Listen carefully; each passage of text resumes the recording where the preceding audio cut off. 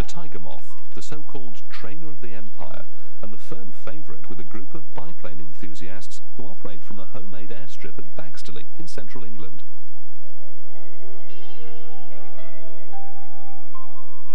Its owner, Ken Broomfield, loves its sheer simplicity. There's no gizmos and electronics inside to look at. It's just a matter of looking where you're going, and if it feels right, it normally is right. About 8,500 moths were made, and mine, like 3,500 others, was built at Morris Motors at Cowley.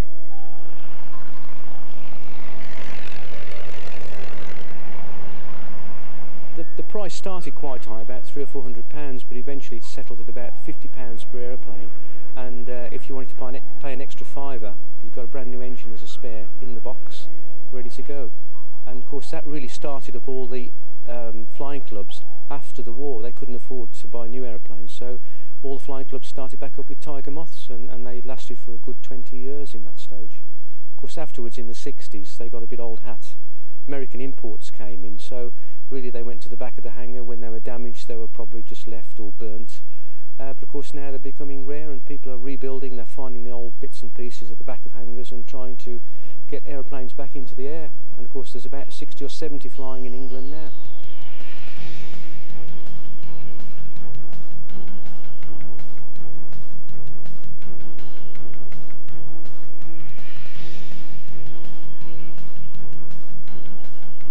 The tiger moth really is a development of the DH-60 moth built by de Havilland's.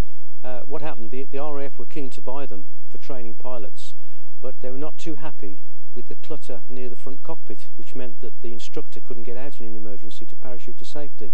So de Havilland's wheeled one into a shed somewhere and chopped it about a little bit and moved the whole centre section forward, which then enabled the front occupant to be able to step out onto the wing and jump off quickly in case of an emergency.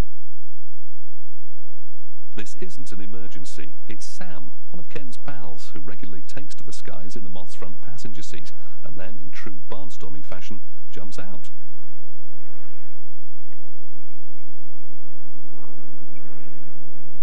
It's part of an aerial display being developed by Ken and the other biplane enthusiasts who drop in most weekends.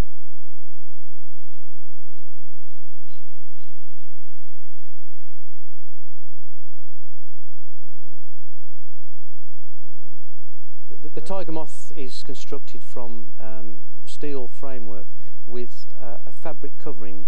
Nowadays it could be seconite, which is polyester. The traditional covering was cotton or Irish linen.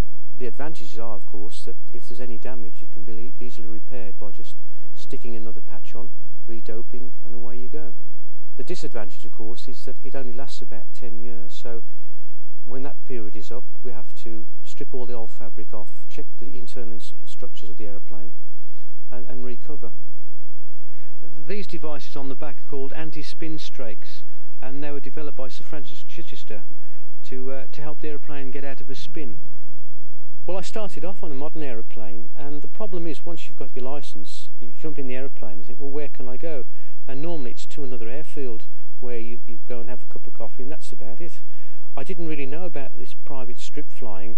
It's a lot more informal, a lot more enjoyable. I haven't got the aids like air traffic control and radar to bring you in, so you have to find out where you are, make up your own decisions about landing on short strips, and it really is a different type of flying. Ken enjoyed it so much he built his own airstrip in the field behind his house.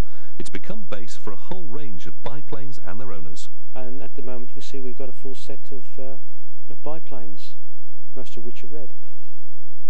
It's really the friendliness of a private field. We're all of like-minded pilots. We're all into biplanes, as you can see. There's definitely some glamour about a biplane. When you see them in flight, they always look a lot more pretty than a lot of the modern metal aircraft that are flying around. There's nothing to beat on a lazy summer's afternoon, just rolling around, completely three-dimensional freedom. You can go absolutely anywhere you want, up, down, left, right, in a total sphere. And there's no way you can get that sensation doing anything when your feet are on the ground.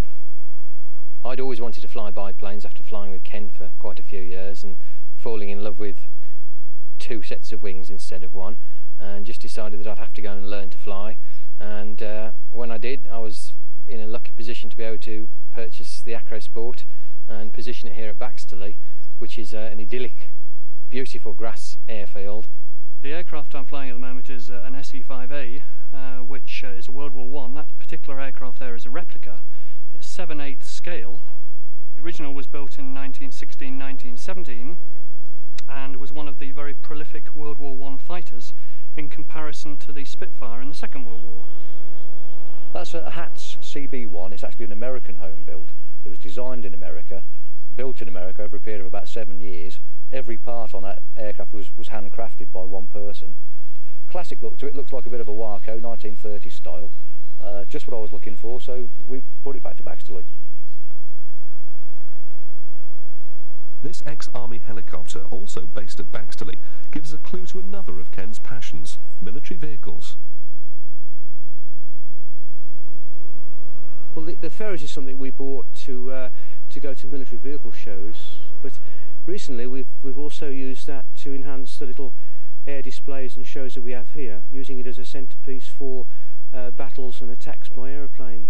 Well, I've been to one or two of the barnstorming events where they do flower bombing, and the flower bags bursting on the ground weren't particularly impressive. And as a friend of mine, Jim, and myself had been on firing courses for a local firework company, we got expertise in fusing and setting off various sorts of charges. We decided we'd use some and develop them to make a more spectacular barnstorming effect. If we put some of the boarding underneath for safety, we have charges which are in front of the vehicle, which will give a direct hit when the time comes, and some a little bit long, because Ken's bombing at times is not particularly accurate, so we have to give him a little bit of leeway. But we do give him at the end the most important thing, which is a direct hit.